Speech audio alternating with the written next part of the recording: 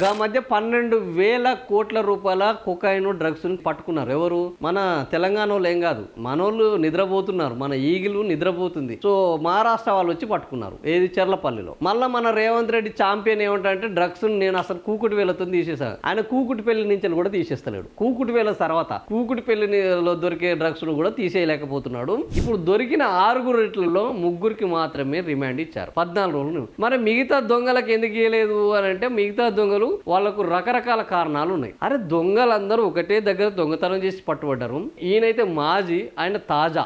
రోహిత్ రెడ్డి యొక్క బ్రదర్ది రైఫిల్ ఉంటే వాడికి ఊక బుద్ధి అవుతుందా? మంచిగా మత్తు ఎక్కువ ఉండే, డ్రగ్స్ మత్తులో ఉన్న వాడికి చేతుల తుపాకీ ఏం చేస్తాడు? పట్ట కాల్స్తాడు. వాడు పట్ట కాల్చాడు. ఇంకేమున్నది? దొరికినరా పిట్టను అనుకున్నారు, తీసుకొచ్చి లోపటేసారు.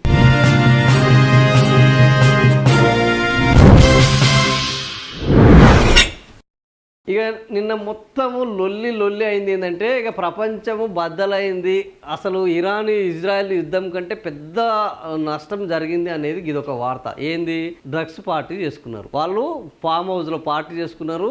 ఆ ఫామ్ హౌస్ పార్టీ కాస్త డ్రగ్స్ పార్టీగా మారింది. ఇప్పుడు ఆ డ్రగ్స్ పార్టీ మామూలు సంచలనం కాదు, ప్రకంపనలు సృష్టిస్తుంది. ఏంది?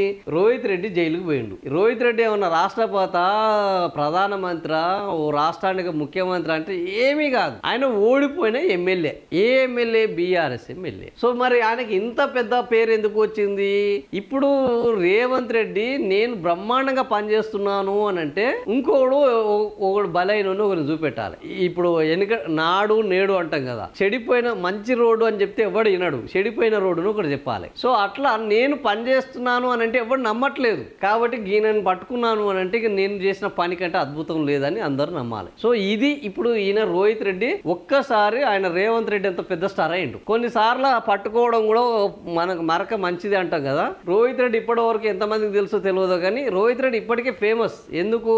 గప్పుడెప్పుడు మన దగ్గర కేసీఆర్ ఉన్నప్పుడు మత పెద్దలు కొంతమంది స్వాములు ఉంటారు కదా, వేరే వాళ్ళని బాబాలు అంటాం, వీళ్ళను స్వాములు అంటాం. ఈ స్వాములు ఇంకో బిఎల్ సంతోష్ రావు అని ఒక ఆయన ఉంటాడు. ఆయన సూత్రధారి బీజేపీలో. ఇట్లా ఈ పార్టీలను ఏంది అవతల పార్టీలో ఉన్న నాయకులను కొనుగోలు చేసి వాళ్ళకు అనుకూలంగా మార్చి ఒక పెద్ద పార్టీ వినయ విధేయ రామ ఎవరు అంటే బిఎల్ సంతోష్ రావు ఉండే. వీళ్ళందరినీ మన తెలంగాణలో ఉన్న బీఆర్ఎస్ నాయకులను కొనుగోలు చేయడానికి వాళ్ళు ఒక స్కెచ్ చేస్తే ఆ స్కెచ్ని తిప్పికొట్టారు. ఎవరు? కేసీఆర్. ఆ స్కెచ్ని తిప్పికొట్టడంలో బాగా ప్రధానమైన వ్యక్తి ఎవరు అని అంటే రోహిత్ రెడ్డి. ఈయనతో పాటు గువ్వల బాలరాజు ఉండే, ఇంకో 2-3 ఉన్నారు. వాళ్ళు ఇప్పుడు ప్రస్తుతానికి మనం అవసరం లేదు. గువ్వల బాలరాజు, రోహిత్ రెడ్డి. ఈ రోహిత్ రెడ్డి ఎప్పుడైతే ప్లేటు ఫిరాయించి ఈ దెబ్బ కొట్టిండో బిఎల్ సంతోష్ రావుకు ఆ స్వాములకు మైండ్ తిరిగి మైండ్ బ్లాంక్ అయింది. నేను కొడితే వాడోడు వీడోడు చెప్తారు కానీ ఆ మైండ్ బ్లాంక్ అయితే అనే సినిమాలో డైలాగ్ ఉంటుంది కదా, అట్లా కేసీఆర్ వీళ్ళని ముందట పెట్టి రికార్డింగ్ పెట్టి వాళ్ళు చేసిన దొంగతనాన్ని మొత్తం 70mm స్క్రీన్ లో రికార్డ్ చేసి బయట పెట్టేసరికి వాళ్ళ మైండ్ బ్లాంక్ అయింది. పండుగాడు కొడితే అన్నట్టు ఆ పండుగాడు దెబ్బ, ఈ రోహిత్ రెడ్డి దెబ్బకు, ఆ రోజు గువ్వల బాలరాజు దెబ్బకు బీజేపీకి మొత్తం మైండ్ బ్లాంక్ అయింది. అరే మనం ఒకటి అనుకున్నది ఒకటి అయింది ఒకటి అన్నట్టు ఆ రోజు వీళ్ళు ఒకటి అనుకున్నారు, జరిగింది ఇంకోటి అయింది. సో దానికి ఎప్పుడూ నా ఆపరేషన్ ఫెయిల్ కాదు, అసలు ఆపరేషన్లు చేయడంలో నాకంటే సక్సెస్ ఎవ్వరు లేడు అనుకున్న బిఎల్ సంతోష్ రావుకు బీజేపీకి ఇది ఒక తీరని అవమానంగా మారింది. నాకు తెలిసి ఆ అవమానమే ఆ రోజు జరిగిన అవమానము, ఆ రోజు స్వాములకు జరిగిన అవమానము, హిందుత్వం ముసుగులో జరుగుతున్న ఈ రాజకీయం బట్టబయలు కావడంతో అటు సంఘము ఇటు బీజేపీ కుతకుతలాడినాయి. ఆ కుతకుతలాడించిన నుంచి ఏమొచ్చింది అని అంటే ఈ లిక్కర్ కేసు అంటుకున్నది. ఆ లిక్కర్ కేసులో ఈ దాన్ని చిన్న కర్ర ముందట పెద్ద కర్ర అంటాం కదా, చిన్న కర్ర ముందట పెద్ద కర్ర అంటే ఇది చిన్నది అని చెప్పాలంటే దీని ముందట ఇంకోటి పెద్దది పెడితే చిన్నది అవుతుంది, లేకపోతే ఇదే పెద్దది అవుతుంది. సో ఈ బీజేపీ వాళ్ళ కొనుగోలు వ్యవహారాన్ని పక్కదారి పట్టించడానికి లిక్కర్ కేసును తీసుకొచ్చి అందులో కవితను లోపలి తీసుకెళ్లి చివరికి ఇక్కడ రాజకీయాల్లో కేసీఆర్ లేకుండా బీఆర్ఎస్ లేకుండా బీజేపీ తన ఈగోని ప్రదర్శించి మొత్తానికి అక్కడ సక్సెస్ అయింది. అయితే అంతటితో ఆగలేదు. ఆ ఆపరేషన్ లో పాల్గొన్న వాళ్ళను ఒక్కొక్కరిని వేటాడాలనేది బిఎల్ సంతోష్ రావు యొక్క లక్ష్యం. ఆ ఈగో లక్ష్యమా బొంగాడ లక్ష్యం లేదు వంకాయ లేదు. లక్ష్యం అంటే అది గొప్ప ఒక దానికోసం చేసేదాన్ని లక్ష్యము అంటాం మనం. ఏదో ఎవరెస్ట్ ఎక్కాలంటే అది ఒక లక్ష్యం, ఒక ఐఏఎస్ సాధించాలంటే లక్ష్యం. వీడేంది దొంగల ముఠాకు నాయకుడు, దొంగల్ని కొనుగోలు చేయడం ఎలా. కాకపోతే ఆ రోజు వీళ్ళ దొంగతనం వాళ్ళకు ముందే తెలిసి కేసీఆర్ వాళ్ళకి రివర్స్ దొంగతనం చేయించాడు కాబట్టి అది రివర్స్ అయింది.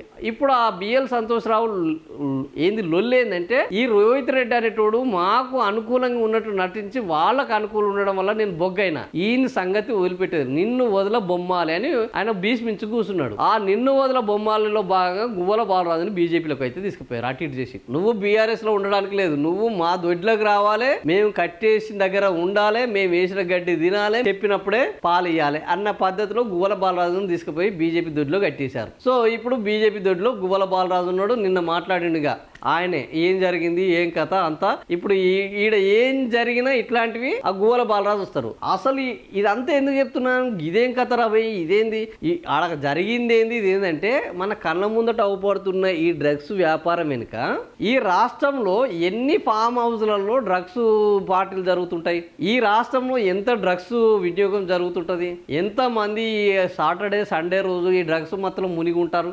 ఇంతమంది దొరకగలేంది, ఇంతమంది దొరకంది.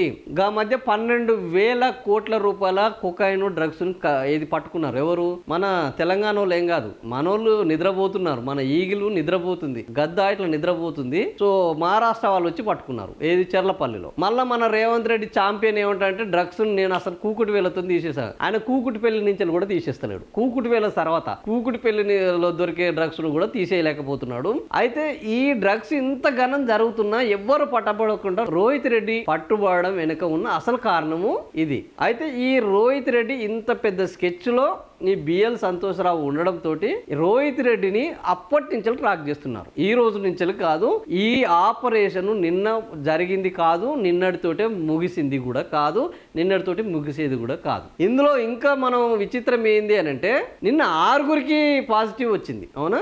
6గురికి పాజిటివ్ వస్తే అందులో పేరు మోసిన కూటమి నాయకుడు బ్రహ్మాండమైన దాదాపు 1,000 కోట్లకు అధిపతి ఎంపీ, టీడీపీ ఎంపీ ఉన్నాడు, పుట్ట మహేష్ కుమార్. ఈయనకు ఫస్ట్ నెగిటివ్ అన్నారు.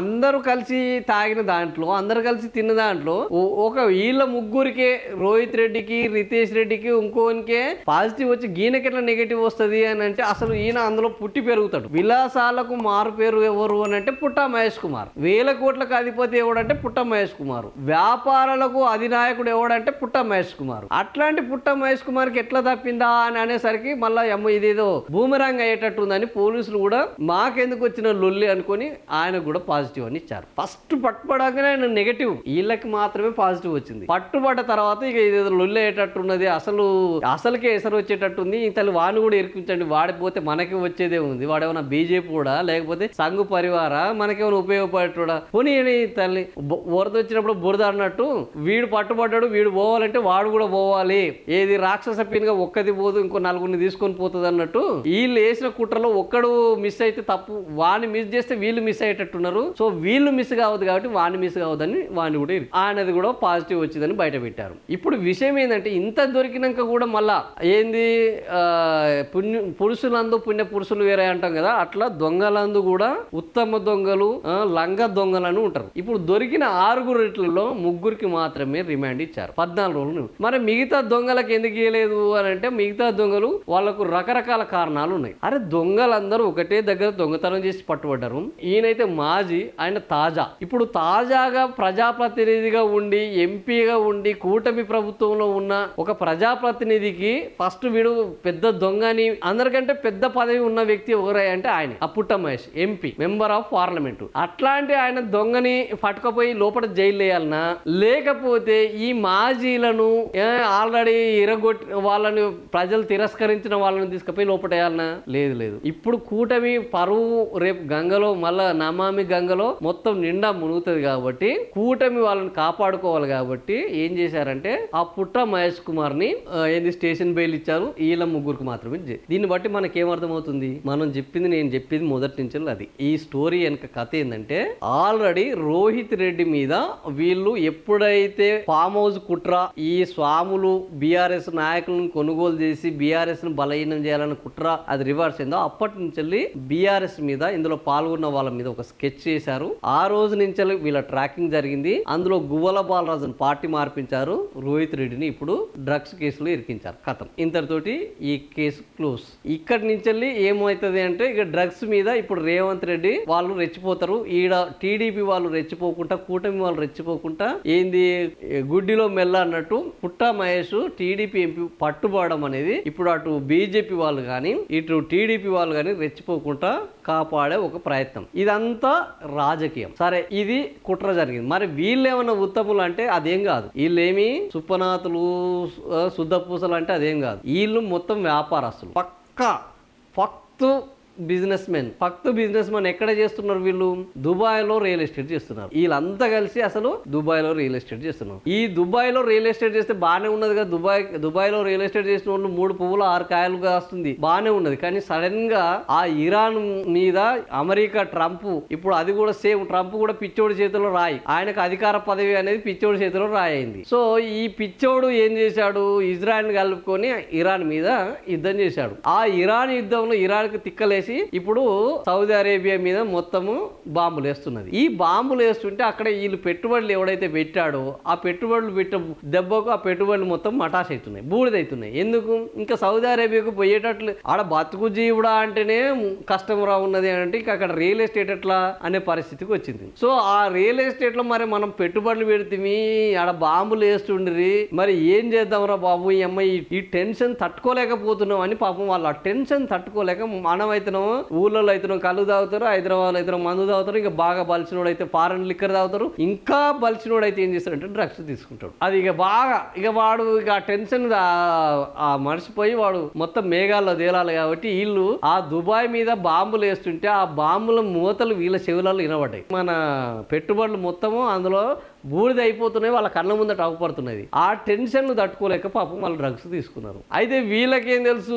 వీళ్ళను 2 కళ్ళు ఎప్పుడు ఇట్లా ఏంది మనం అది వెనకట సినిమాలో చూస్తుంటాం, ఆ 2 కళ్ళు ఎక్కడ పోయినా చూస్తుంటాయి అన్నట్టు. ఈ సినిమాలో చూసి పెట్టినట్టు వీళ్ళ వెనకమ్మటి ఒక 2 కళ్ళు 4 కళ్ళు ఎప్పుడు ఫాలో అవుతున్నాయి. అమ్మ నా కొడుకులు దొరికారా, వీళ్ళు దుబాయ్లో బొగ్గారు, ఇప్పుడు ఇక్కడ కూడా బొగ్గు చేసినాం అనుకో కథ ఇక దెబ్బకు ఒక్కొక్కడికి మత్తు దిగాలే, ఇక జీవితాంతం మళ్ళీ ఇట్లాంటి రివర్స్ డ్రామాలు ఆడొద్దు అని ఎప్పుడైతే వెంటాడుతున్న ఈ కళ్ళు ఉన్నాయో ఆ వెంటాడుతున్న కళ్ళు కరెక్ట్ గా ఇక్కడ రేవంత్ రెడ్డి అంటే ఎవరు, కేంద్రానికి కాదు అని ధిక్కరించి పోయేట ఆయన కాదు. ఎందుకు? ఈయన కాంగ్రెస్ వాళ్ళు బీజేపీ వాళ్ళు వీళ్ళకేం సోపతాయి అని మనకు డౌట్ రావచ్చు, డౌట్ రావాలి కూడా. రాకపోతేనే మనకు అసలు ఏమి మైండ్ పని చేయనట్టు. రేవంత్ రెడ్డి బీజేపీ వాళ్ళకి ఎందుకు సహకరిస్తాడు? రేవంత్ రెడ్డి బీజేపీ వాళ్ళకి సహకరించకపోతే రేవంత్ రెడ్డి ఇవ్వగలుగుతుంది. అదేంది ఈయన ఇప్పేందుకు ముఖ్యమంత్రి ఇప్పేట్లా అంటే ఈయనది ఒక చిట్టా ఉన్నది, ఓటుకు నోటు అనే దొంగ కేసు ఉన్నది. ఆ ఓటుకు నోటు దొంగ కేసు ప్లస్ కేసీఆర్ చంద్రబాబుది కూడా ఒక కేసు ఉన్నది. ఏంది? ఫోన్ ట్యాపింగ్ కేసు ఉన్నది. ఈ 2 కేసులను నరేంద్ర మోడీ తన ఫైల్ మీద ఇక్కడ పక్కన పెట్టుకున్నాడు. ఈ తెలంగాణ ఆంధ్రప్రదేశ్ వీళ్ళు ఎప్పుడు తోక దాడించినా ఈ పేజ్ తిప్పుతా అంటాడు. ఈ పేజ్ తిప్పుతా అనగానే వీళ్ళకి వణుకు మొదలవుతుంది. అయ్యా నీ బాధ్యం ద్వారా ఆ ఫైల్ మాత్రం ముట్టకు, నీకేం కావాలి చెప్పు అంటారు. అంటే రేపటి నుంచి నువ్వు ఈ పని చేయాలని చెప్పాలి. వాళ్ళు ఏ పని చెప్తే ఆ పని చేయాల్సిందే ఇప్పుడు. ఎందుకంటే ఆ ఓటుకు నోటును తీస్తే మళ్ళా ఈయన జైలుకు పోవాలి, ఆ ఫోన్ ట్యాపింగ్ తీస్తే అటు చంద్రబాబు పోవాలి, ఇటు ఈయన పోవాలి. సో ఈ రెండిట్లలో ఇట్లా ఈ పాము బుసగొట్టాలి తప్ప కరవద్దు అన్నట్టు ఉంటుందిగా. ఆ సూత్రాన్ని బ్రహ్మాండంగా ఫాలో అవుతుంది ఎవరంటే నరేంద్ర మోడీ. ఆయన వీళ్ళని జైలు లేడు కానీ జైలు వేస్తానని ఆయన పనులను చేయించుకుంటాడు. అట్లా ఇప్పుడు రేవంత్ రెడ్డిని ఏం చేశాడు అంటే, అరే బాబు ఫలానా దగ్గర వాళ్ళు తాగుతున్నారు, మా దగ్గర పక్క ఇన్ఫర్మేషన్ ఉంది, డ్రగ్స్ కూడా జరిగినాయి, ఇక పోయి మనోళ్ళు రైడ్ చేసారు అనుకో 100% దొరుకుతారు. దొరికిన తర్వాత ఏం స్కెచ్ చేయాలి, దాన్ని ఎట్లా చేయాలో మేము చెప్తుంటాం, మీరు ఫాలో అయితే సరిపోతుందని చెప్పారు. పర్ఫెక్ట్ గా అదే జరిగింది. వీళ్ళు మఫ్టీలోనే పోయారు, పోలీసులు కూడా పోలేదు. పోలీసులు పోతే మళ్ళీ మీరు మా దగ్గరికి ఎందుకు రైడ్కి వచ్చారు, ఏం కథ, ఇదంతా లొల్లి ఉంటది. మఫ్టీలో పోయారు పట్టుకున్నారు. ఆడ ఓడు ఢిల్లీ ఓడు ఉన్నాడు. ఆ ఢిల్లీ వాళ్ళ గురించి తెలిసిందే కదా, అమెరికా టైప్ వాళ్ళు. వాళ్ళ చేతిలో పిస్తోల్ ఉంటే పిస్తోల్ కావస్తాడు, కత్తి ఉంటే కత్తి గుచ్చుతాడు. పాపం తెలుగు వాళ్ళకు అంత తెలుగు అంత ధైర్యం ఉండదు. కానీ ఈ ఢిల్లీ యూపీ బ్యాచ్ ఉంటుంది కదా, యూపీ బీహార్ మధ్యప్రదేశ్ ఈ బ్యాచ్ ఉంటుంది కదా, వాళ్ళు దేనికైనా తెగిస్తారు. చేతిలో ఏది ఉంటే అది ఇసిరేస్తారు. పాపం వాడు కూడా పోలీసుది రోహిత్ రెడ్డి యొక్క బ్రదర్ది రైఫిల్ ఉంటే వాడికి ఊకబుద్ధి అవుతుందా, మంచిగా మత్తు ఎక్కువ ఉండే డ్రగ్స్ మత్తులో ఉన్న వాడికి చేతిలో తుపాకీ ఏం చేస్తాడు, పట్ట కాల్స్తాడు. వాడు పట్ట కాల్చాడు. ఇంకేమున్నది, దొరికినరా పిట్టను అనుకున్నారు, తీసుకొచ్చి లోపటేసారు. ఈ కథ ఈ దానికి ఏంది, ఇలా రాజకీయాలు లేవు, ఇందులో సంతోష్ లేడు, బీజేపీ లేడు, బీఆర్ఎస్ లేడు, ఎవ్వడు లేడు, మొత్తం ఫక్తు బిజినెస్ ఉన్నది. దుబాయ్లో ఈ ఇరాన్ బాంబులేసుడు, ఆ దుబాయ్ మొత్తము వ్యాపారం అంతా సంకనాకిపోవడు, ఆ సంకనాకపోతే వీళ్ళ మైండ్ పనిచేయక వీళ్ళు పాపం ఆ డ్రగ్స్కు ఈ రోజు ఈ సండే రోజు ఈ మాట్లాడుకొని ఇళ్ళ నుంచి కొద్దిగా బయటపడతానని డ్రగ్స్ కన్జ్యూమ్ చేసుడు, ఆ వేటాడి కన్నా వీళ్ళని పట్టుకుండు, మొత్తానికి బొగ్గయ్యారు. ఇప్పుడు ఏంది వాట్ నెక్స్ట్? దుబాయ్ బాయే, డ్రగ్స్లో ఇరుక్కుంటేమి, వాళ్ళ ఈగోలు సాటిస్ఫై అయ్యాయి. ఇప్పుడు ఇందులో ఒక్కటే ఏంటంటే ఈ టీడీపీ ఎంపీని మాత్రం బయటకు తీసుకొస్తే చాలు, రోహిత్ రెడ్డిని బయటకు తీసుకురావాల్సిన అవసరం లేదు. ఇంకా రోహిత్ రెడ్డి ఈ డ్రగ్స్ కేసులో మళ్ళీ ఇది ఇప్పుడు ఏమి ఆయనకి ఏమన్నా జైలు శిక్ష పడి ఏమన్నా మరణ శిక్ష పడుతుందంటే అదేం కాదు. మళ్ళా ఈ విఐపీలందరూ చట్టానికి చుట్టాలే.